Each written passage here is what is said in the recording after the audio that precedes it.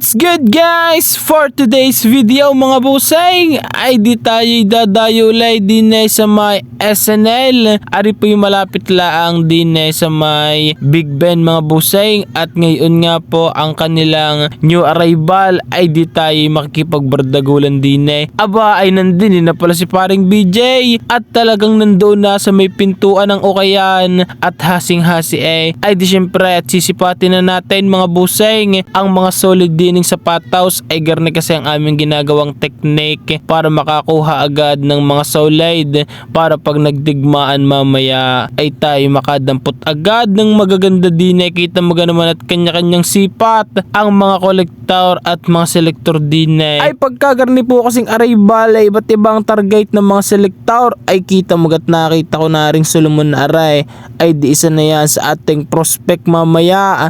May nakita pa ako ditong mga A6 mga boseng at narito rin yung Hoka ay di kailangan tayo mauna sa pinto ng kaligtasan para ating madampot agad ang ating nais damputin. Ay di kami ay nagmumuni-muni muna dito ni paring BJ at nag-iisip ng strategy kung paano kami maghihiwalay mamaya mga boseng at tuong aripan digma na ay ngayon ni kakunti pa ang selektor pero pagdating niya ng kaorasan ay talagang nandiyan na lahat at tuong makikipag sabayan na naman tayo sa mga malulupait na selektor din ng iba't ibang bahagi na naman ng Calabarzon. Ay kita mo gat kahit binagyo ng Batangas ay tuloy pa rin ang arrival na aray ay di rin ang kaganapan after ng ilang oras mga buseng.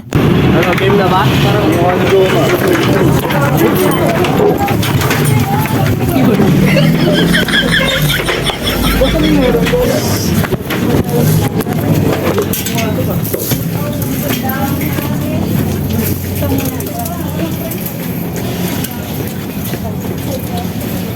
Bilis ah.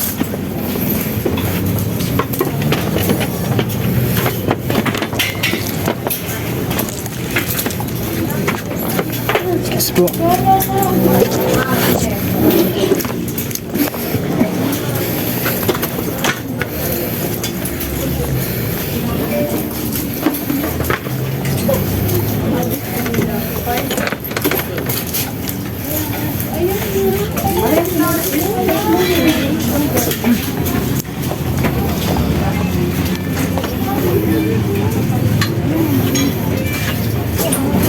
Ay naku nga ay yung ating iniispatan kaninang sa pathouse ay nadampot na pala ng selektor at naitabi na agad ay lugi ka ngayon Jimboy. Huwag damdamin ang kasawian,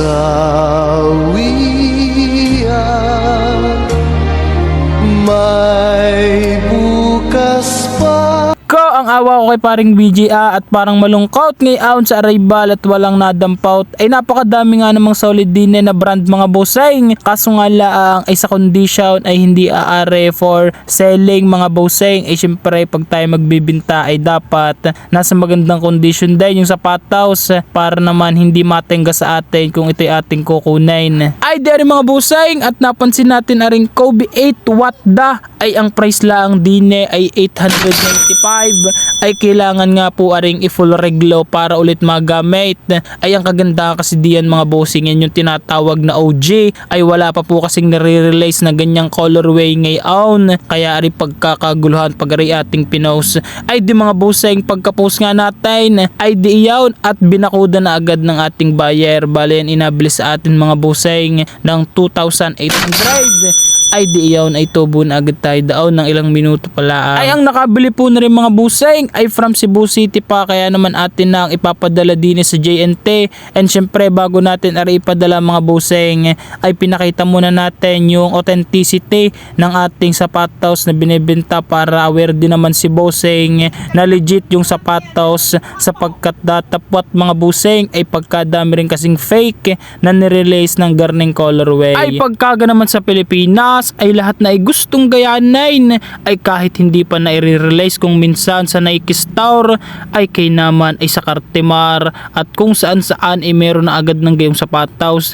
ay bayigay naman hindi ka magtataka. Ay nung chinek nga natin mga bossing sa StockX yung price na rin ngayon ay pumapalo ng $1,693 mga bossing. Kung i-convert natin yan sa peso ay nasa 90,000 plus ari ngayon yung dead stock na rin mga bossing. Kaso nga lang ay sa StockX ay iisang pair na yung available na rin kaya nga naman nung ating pinaus ay di iyon at binakuda na agad ng ating buyer mga bossing. Ay baka itanong ninyo ay bakit ibininta mo lang ng gayong kamura ay mga bossing kasi iyon ay kailangan ng full restoration mga bossing ay bali sila na magpapagawa noon para magamit uli nila sa basketball mga bossing at syempre yung mga nabili ng gayong pair ay mga collector din mga bossing na talagang ang hilig ay mga Kobe shows at yung mga tinatawag na OGs. Ay sa tunay kasi mga bossing yung mga Protro na nire-release ngayon ng Kobe ay medyo may kamahalan na ay pag binili mo iyon sa store ng Nike ay pumapalo na ng 9,000 ay kaso nga lang minsan ay nagkakaubusan lalo na pag mga big size